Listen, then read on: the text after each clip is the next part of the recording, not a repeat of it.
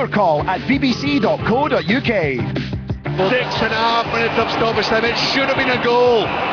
Barry Robson, corner Scotland. And it goes, header, goal! Stephen McManus has scored for Scotland! 6.5 minutes into stoppage time, and McManus is the hero! Scotland have won it right at the death. It's Scotland 2, Liechtenstein 1. Well, there you are. I don't know what to say. Richard Gordon certainly had his say there, but I honestly don't know how to feel. I need to sit down. I'm not well. I'm delighted. I'm sure all fans will be, or will they be? 0500 92 95 00 is the number. Lots and lots of calls, emails, texts, lots of people trying to get in touch. I don't know what to make of this. Somebody needs to help me. Let's get to it. Call 0500 92 95 00, text 80295 or email yourcall@bbc.co.uk. But in time, the record books will show the simple fact that a group of workmanlike plodders played a bunch of amateurs and dropped 3 points. Chris Downey says, can I ask you people who are calling for Levine's head just who you would have replace him? Well, nobody is actually. Well, a few people on the text and email and Facebook are, okay. yes. George Graham is the best candidate on paper but is happily retired. Graham Souness George no longer... Graham? Apparently he's the best candidate. Graham Souness... He's not even yesterday's man, he's last year's man. Graham last Souness decade's man. no longer wants it. Walter Smith is retiring, and besides he's jumped ship once before. Jimmy Calderwood, don't make me laugh. Vicky Miller says Richard Gordon for Prime Minister, and lots of people saying lovely things about Richard's commentaries tonight. I think he spoke for all of us at the end there. 0500 92 95 00. You can text 80295. You can join the conversation on the Sportsline Facebook page, or you can email yourcall@bbc.co.uk. There you are, Richard Gordon, the only star of Scotland's game against Liechtenstein. Somebody's trying to cut us off, but there you go. Chris in Glasgow. Hi Jim. I actually feel tonight was an overdue dose of reality for Scotland. Did we not get one in Friday night? And I think, personally, certainly I wasn't as ramped up as I was tonight. I think tonight was a real... You know, well, we all know it was down to the last minute, but I mean, it was proper, like, biting the edge of the sofa kind of stuff. I mean, I just think, like, we have grossly overinflated expectations of our abilities.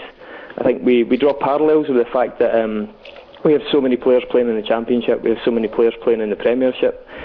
I don't think the fact that we have players playing in those leagues is any justification for us doing well in Europe. And those leagues are horribly overinflated in terms of prices and in terms of ability. I mean, when you look at England, they're having the same problem. They're doing so badly in Europe and in the world as a result of the overinflation of their league and as a result of the overinflation of their expectations. So, what are you saying then, Chris? Are you saying that we have to accept our position and say, look, why are we getting all worked up because we can't give Liechtenstein a trouncing? Why are we getting all worked up because we can't beat Lithuania and Kaunas? You're saying that's exactly where we are in the world order? I mean, definitely, it's very pessimistic, but I think tonight was a night of sad realisation that we are currently nursing a squad of very inferior players. Do you know what, Chris? I'm going to agree with you. I think you're right. I think you're right. See, that shocked you. Thank you very much for the call. We're moving on to now to speak to Andy. Hello, Andy. Jim. How you doing? Hi, Andy. I'm phoning up for a rant, actually. Go on then. I want a wee rant. Okay. Let's be honest here. Let's not blame the manager. The manager can only work with the tools he's got, right? Scotland hasn't got one world-class player in their squad. Not one. Right. They never will have. The way Scottish football has gone, right? Scottish football is dire. I wouldn't try to go and see Scotland. I'm passionate about Scotland. I wouldn't embarrass myself to go and see them. There's not one of the guys can put their foot in the ball, can create anything. There's not one of them you can walk away from the stadium after a game of football and say, that guy's entertained me, he's done something. There's nothing there. I would love to know what the SFA's budget is for Scottish football development and what they do with the money. They've got PlayStations and computers all around the world and they produce top class players. We're producing nobody. Absolutely nobody. It's laughable. It's horrendous. We're getting worked up because we beat that. No, we're getting worked up because we beat that mob tonight. We were jammy, right? I know, but we won't qualify for that group. We'll never be in another finals.